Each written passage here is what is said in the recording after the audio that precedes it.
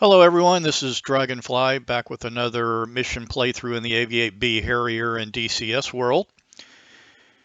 Today we're going to fly mission 7 in the mission scenario that we've built up in our other series of mission editor tutorials.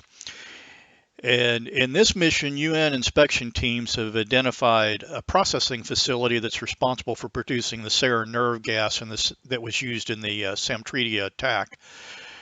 Our mission is to destroy the facility and the storage tanks at the site.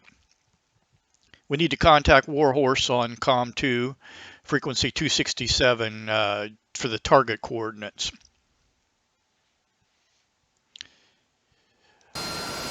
Okay, so right now we're sitting here at Fort Dallas in the #1 position on our western road.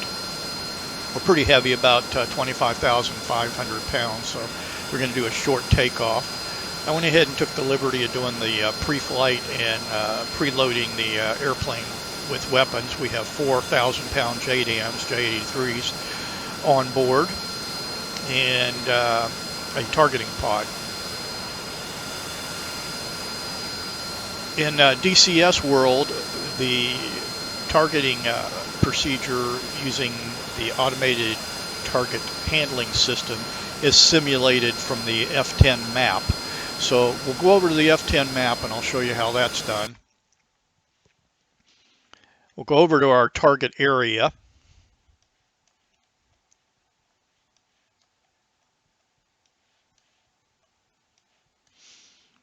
Zoom in here a little bit. And the way we do it is using target labels. Up here you see mark a label.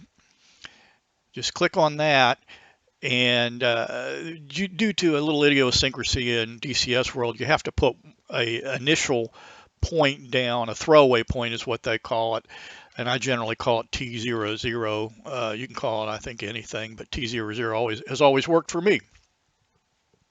Now we need to mark each of the targets for our 4 bombs. Zoom in as much as you possibly can, and it'll increase the accuracy. So mark this label, this target as T01. T01. Click. Yep. And I'm going to put 2 bombs on this tech combine because it's a harder target to kill. T02.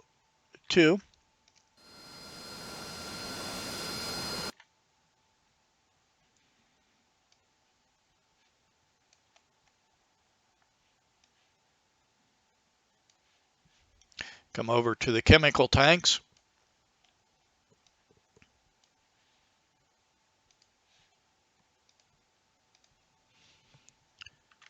T03.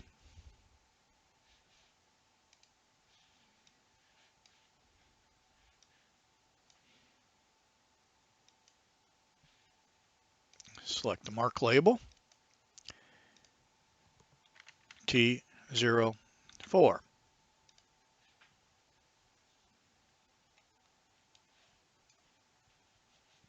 Okay, our targets are in. We'll go back into the airplane. Now to simulate the ATHS system, we'll go into the CAS page. And what we're simulating is that some agency, I guess either a TACC or a JTAC, would be uploading the target information into the aircraft. And to do that in DCS, hit your right Alt, right Shift, and the number 8. And you'll see that it populates that record with numbers.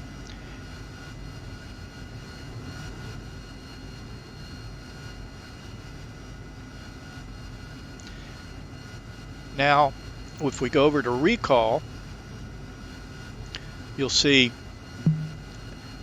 that all of the targets are in the system and that they've been assigned the targeting numbers that we put in the F10 map, T1, T2, T3, and T4. So the targets are in there. Now we got to get them into the bomb. So the way we do that is we go over to our stores page, select J83, go up to the ODU, the option display unit, hit targets, and then select the first 4 targets, 1, 2, 3, 4. Hit targets again. We're not going to use 5, 6, 7, and 8. Hit targets again and hit exit. That's all we'll do for setting up the bombs right now. We don't want to fuse them on the ground. So we'll go back to the EHSD. Now we're supposed to contact Warhorse before we take off, so let's do that real quick. He's on channel 267. So we'll put that in there. And Shack. Dragonfly Warhorse. That's a mistake I'm going to have to fix in the mission there for some reason. And I think it has to do with the draw distance of the static objects that it thinks the target's already destroyed. But anyway, we'll get back to that after the mission. Dragonfly Warhorse, the target facility is located in grid Kilo Mike 97, just north of Caucasus Air Base, and the coordinates are as follows. I'm going to go ahead and build a waypoint for those. We've done this in the past, but I like doing it to get us just an initial heading to the target area. So we'll hit the OSB next to the data page, data on the OSB here, and on the EHSD. Then we'll select, make sure waypoint is selected. Just a bigger number, 9 works good. What you really want to do is select something, a number bigger than the number of waypoints you have in your route of flight, and then it will automatically put the waypoint as your last one, which we only had 2 waypoints right now, so it put it in as a 3. Now we're going to enter the position of the chemical facility, which I've written down here. The latitude, hit north for latitude, 42, 11, 28, enter. Hit the position button again, and for the longitude it'll be east, 3 digits for the degrees, 042, and 2917, 2917, enter. Then we hit the elevation. It's already in the database, but we want to enter that anyway for the T-pod to be able to look at the ground rather than looking in the air. So that point is, the target area point is put in. Now we will come off the data page and increment over to 3. Now see, what we could have done, I just wanted to show you here real quick, is increment all the way over to T1, and that'd been our first target point, and we could have went there also. So you really didn't need to put build the waypoint. It's just some additional idea. So let's go over to waypoint 3, 075 at 35 miles. Alrighty, and now we're set to take off. 5,800 pounds, like I said, we're pretty heavy. 87 is our nozzle rotation airspeed, 0 on the stabs trim. We have the water on. We need to get the flaps down to STO. The nozzle stop is set at 60 degrees. And we should be ready to go off this crooked highway. Let me turn this up. Caution, caution. Okay, parking brake is off, power's coming up. 80%, I'll release the brakes and smoothly come up to about 2 segments.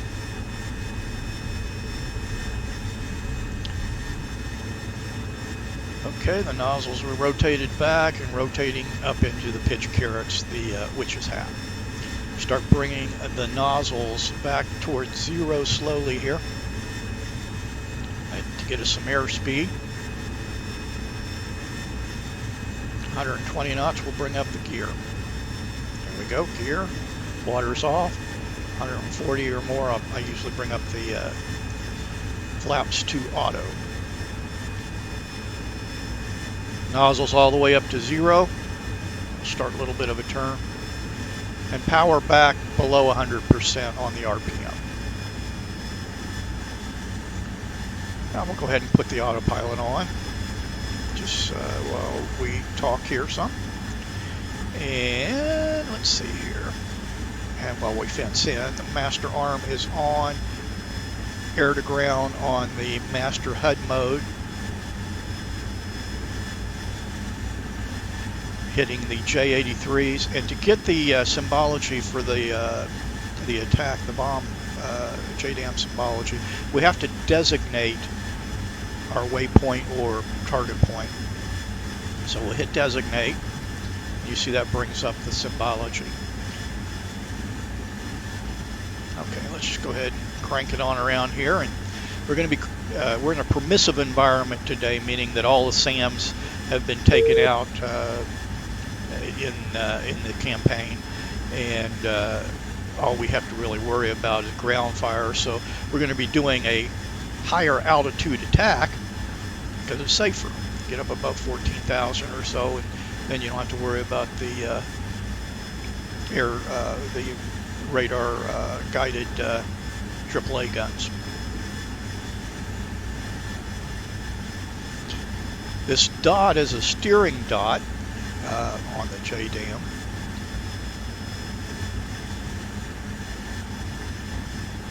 Climbing on up. Autopilot's on. I'm going to go ahead and, since we're in a permissive environment here, I'm going to come off the RWR and bring up the T-pod.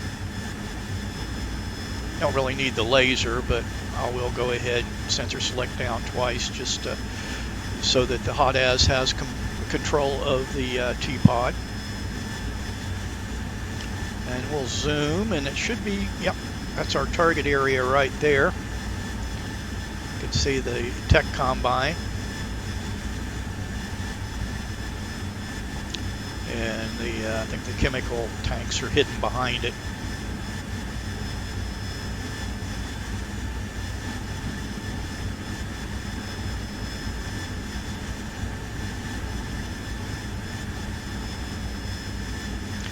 See, by hitting the TDC button, we can put our designation to T-pod des for the targeting, which we don't really need to do because we're dropping JDAMs. And we'll go ahead and climb on up to 20,000 feet, about 28 miles from the target. I'm going to readjust the head tracker. It tends to drift down sometimes, or maybe it's me just slumping, I'm not sure.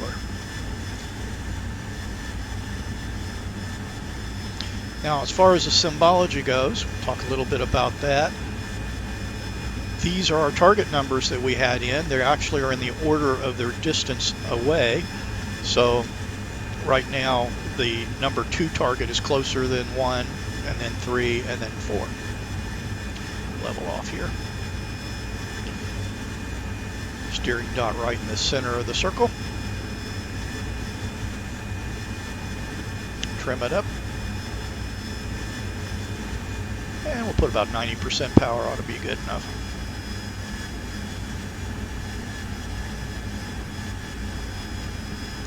Autopilot's on.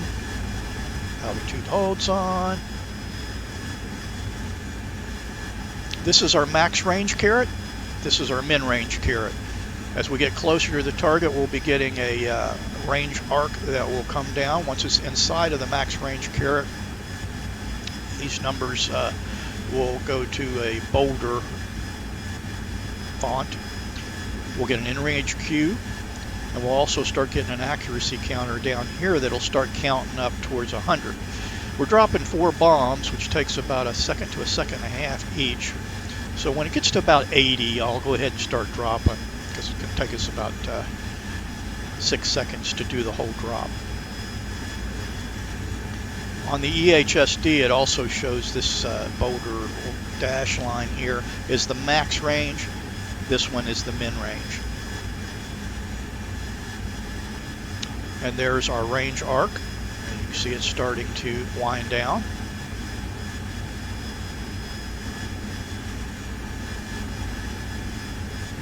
And we really don't have to worry about what the T-pod is pointing at, because the bombs have the information in them using the GPS.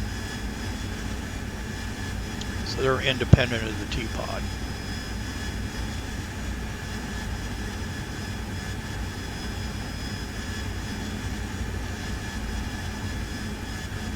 But in my opinion, it's always good to have the T-pod up to look at the target to make sure it is indeed what you're wanting to bomb.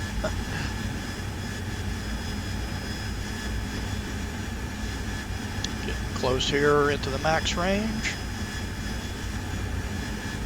You see the numbers went bold, the counter's starting to count up, and we have an in-range cue right here. Waiting for 80.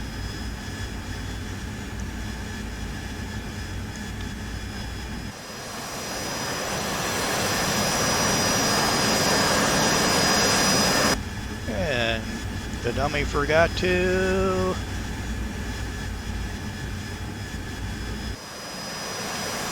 gotta arm the bombs or they won't drop.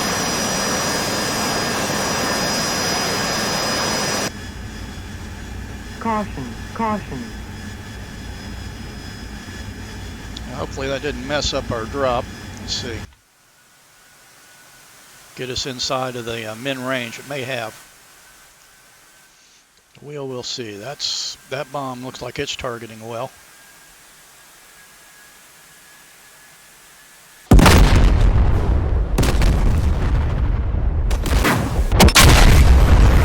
Yeah, looks like we got both the chemical tanks also.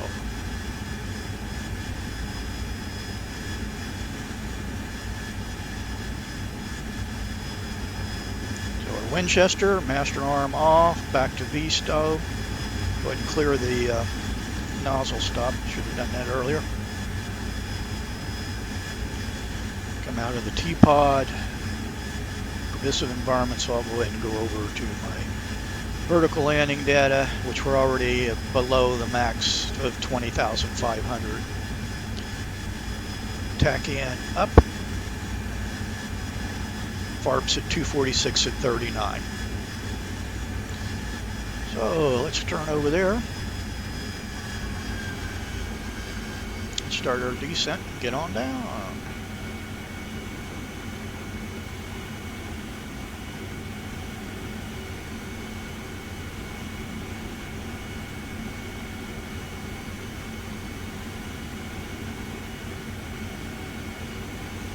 And we'll go out to the coast and turn around and do an overhead pattern into the FARP.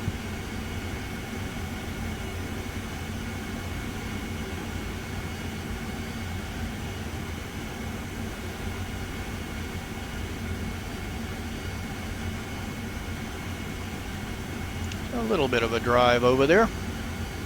Speed up a bit.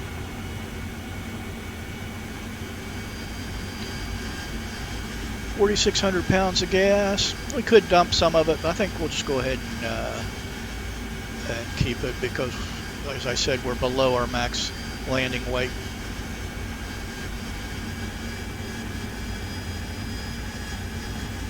The flight path vector is great for descents. Just put it really where you want to descend to. For example, if we wanted to hit the ground at the coast, we just point it right at the coast.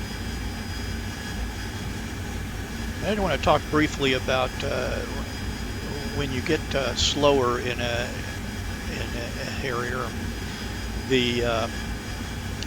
your altitude at that point is actually controlled by the power, and your speed is actually controlled by this witch's hat. Witch's hat is kind of the waterline of the aircraft, and as you bring the witch's hat up, you will slow down.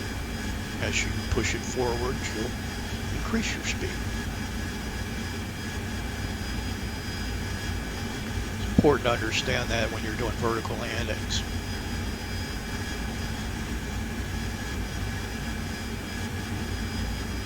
Now let's see, we want to head for that little island. It's over here about 5 degrees this way. Let's go over heading about 250. All right, about there. Let's see what that does.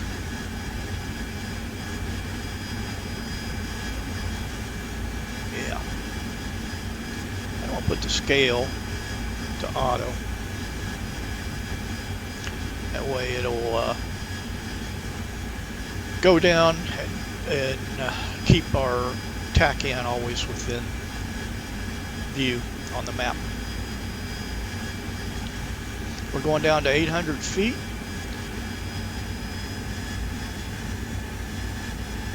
And then we'll slow to 350.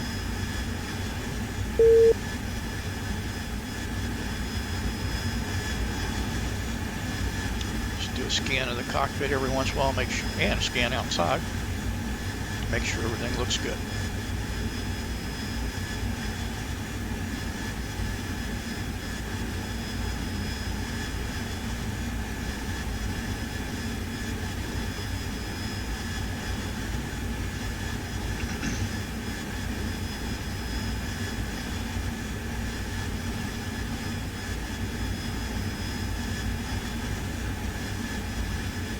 Yeah, part of your fence-in procedure should be arming the bombs, which I did not do on that.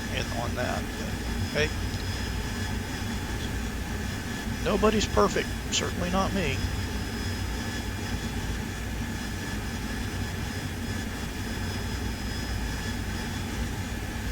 And you can see our little island that we're heading towards.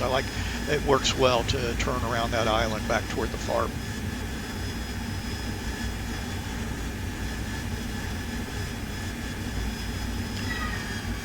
Okay, coming up on 800 feet, and I'll start slowing down a bit.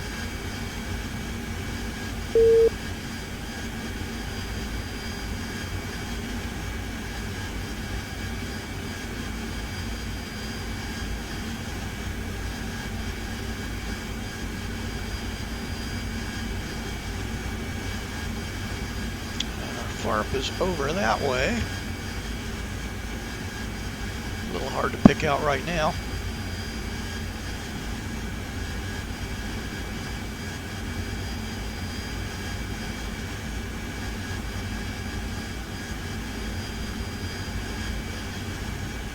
Coming up on our island. And I'll turn and pull a little bit here to pull off some of the rest of that airspeed.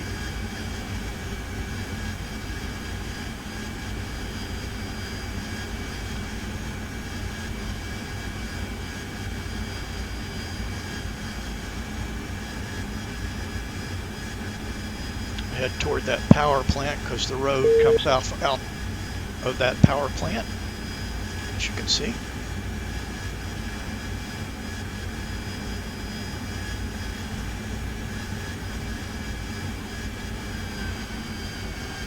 And that's our FARP down there. Got myself a little bit low. And we'll go ahead and brake. Just a level to slightly descending 2G 60-degree bank turn, turning back around to 260 degrees heading, the reciprocal of our initial, slowing to below 250.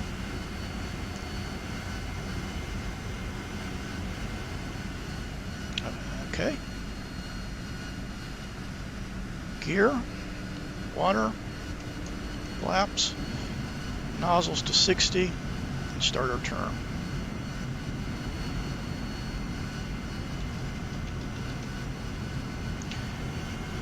Going to catch the descent rate with the power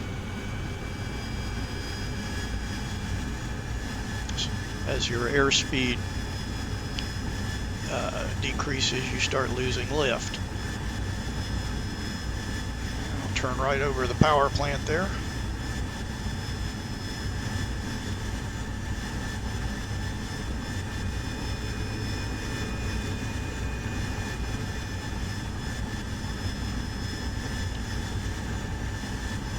Bring the nozzles to 82 degrees.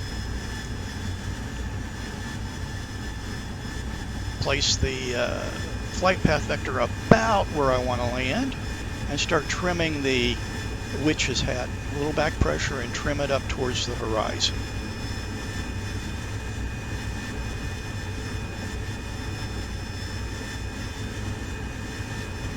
Sending down to 100 feet.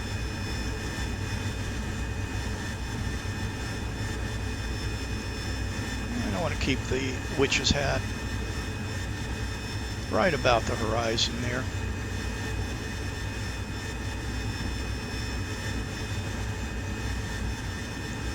That gives us about 25 knots, and then as I get in a little bit closer, like about now, we'll kill off that extra airspeed.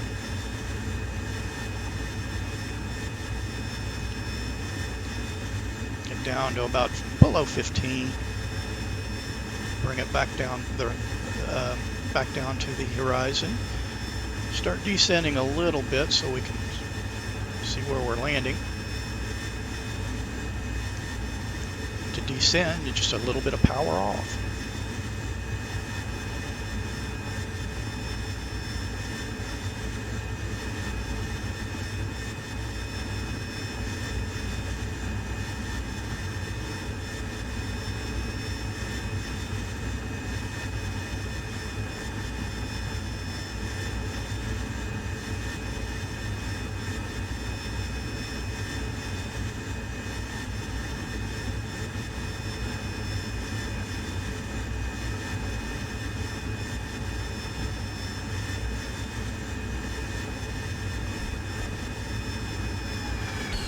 Power all the way back.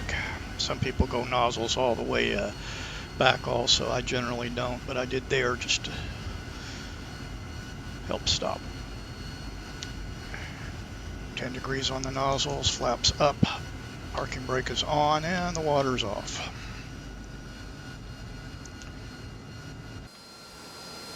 And here we are landed opposite direction the way we took off, but right back at our FARP.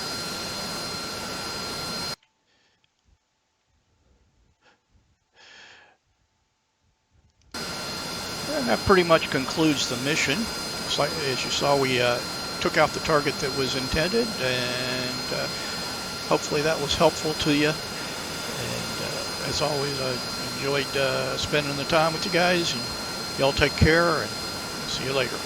Dragonfly out.